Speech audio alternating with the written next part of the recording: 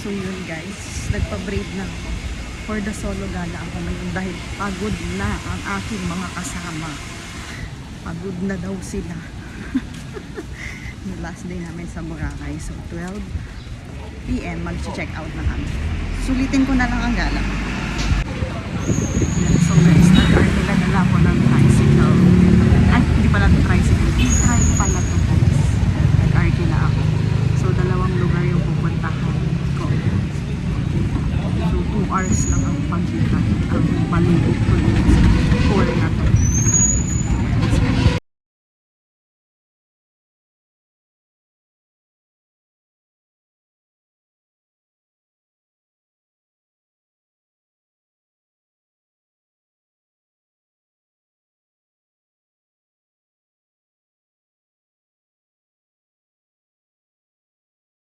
Guys, this is for the solo travel.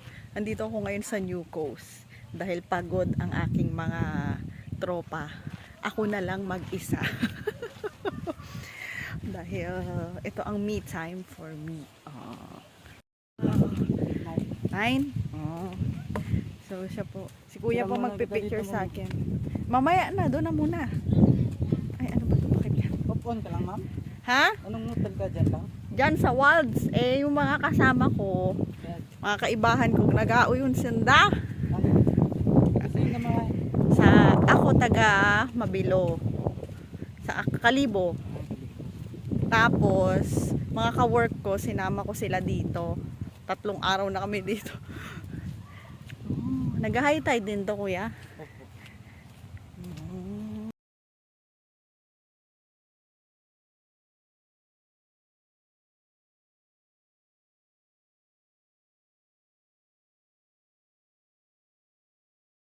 Ayun na guys, pabalik na ako kasi sobrang konti lang yung tao ngayon.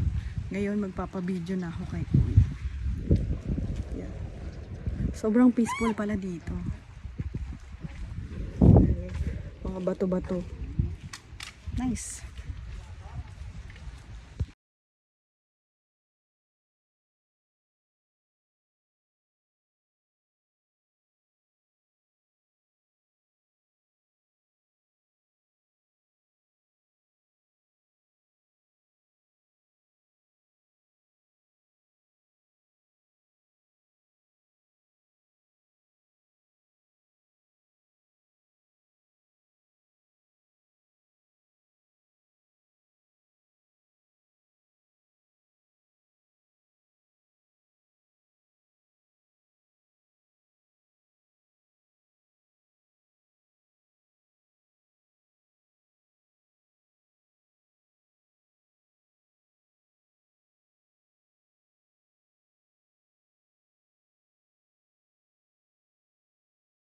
Welcome to Gastos Island! So guys, dito tayo ngayon sa New Coast. Galing ako sa Keyhole at nakilala ko si kuya. Ano pangalan mo kuya? Aldrian po. Aldrian, taga-picture. Tapos yung isa? McCoy. McCoy. And then Andrew. Andrew. So solo lang akong pumunta. Then konti lang din yung tao. So ayun, uwi na ako kasi nakarenta ako ng e-tribe. So, yun lang. Bye! Sa Boracay, New Coast. Yan, ang ganda pala dito. Kung gusto mo ng peaceful life, dito ka. Dito ang mga mayayaman. At i-claim na natin soon. Magbubuk kami dito. Though, lagi naman kami nandito. I mean, taga dito naman talaga kami sa Aklan. So mga ganitong part medyo hindi pa napuntahan kasi nga mga pang class A. Yan, ganda.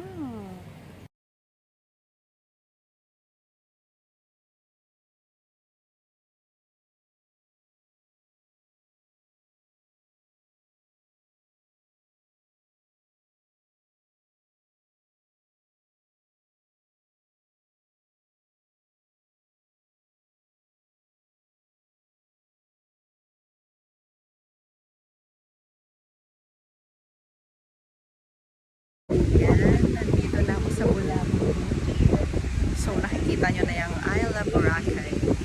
Itong part mahangin. So dito ang activities pag malakas ang hangin sa kabila. So pumunta tayo doon sa coconut view. Oh my gosh, ang dami ng tao guys. Wala kasi we're so big. Ay, so yun was my sponsor by my sister. Nice.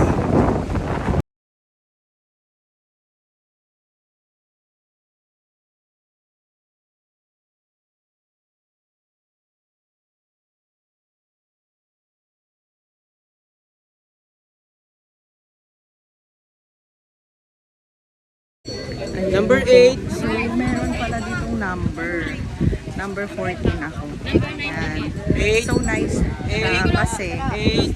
hindi crowded. Tsaka hindi matagal. May number.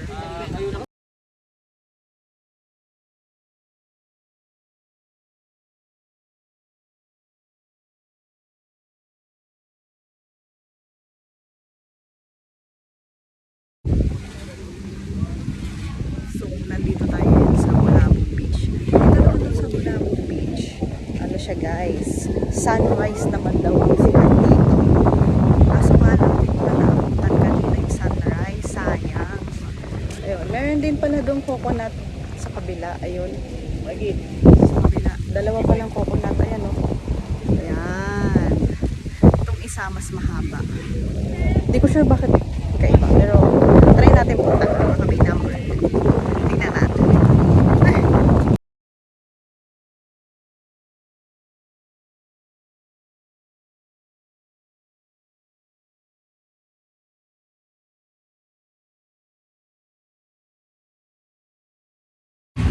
So, the end na ng aking journey. Babalik na ako. Alam, itim ko na shoot. Grabe yung itim ko na guys. Tapos na ang aking 2 hours tour. So, doon na ako medyo natagalan sa coconut. Doon sa isang coconut na mahaba, ang haba din ng pila. Pero doon sa isang mini coconut, walang pila. Kaya doon na lang ako nagpa-picture. Satisfied naman ako sa aking picture. And with the... Grabe ang itim ko. Balik ko dun sa Manila. Hugnog na yarn. So ngayon, tayo ay magla-lunch na. At dito na ulit tayo sa front beach. Kalmado na guys ang dagat. Tingnan nyo naman, kalmado na ang dagat. Oh, di ba? Kalmado na siya guys. Hindi na siya maalon-alon. So kakain ako dito sa kainan dito. Dito. Bukas na ba ito? Dito siya kung bukas na to. So nandito tayo ngayon sa ano bang pangalan nito? Alam ko kumain ako dito eh. Masarap dito. Ayan, Sensi Italian Restaurant. Dito ako kumain. Palamig muna ako dito. Pero mas maganda yung view dun sa labas. So doon ako kakain later. So yun. Ang init guys. Na ako sa front beach ko. Eating time guys.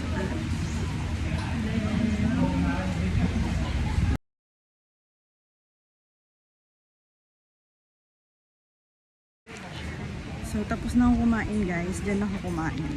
Yan. Ngayon dito na ako pupunta sa front beach. Dahil ang ganda ng dagat. For today's video. Ang ganda ng panahon.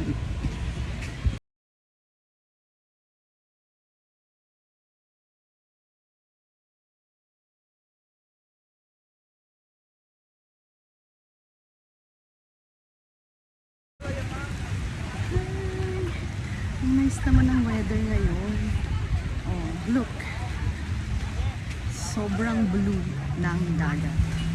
Yan, ala, ang ganda. Shucks. Okay lang yan, maitim ako. Ang ganda ng dagat. Sobrang blue. Pero ako, sobrang itim ko na.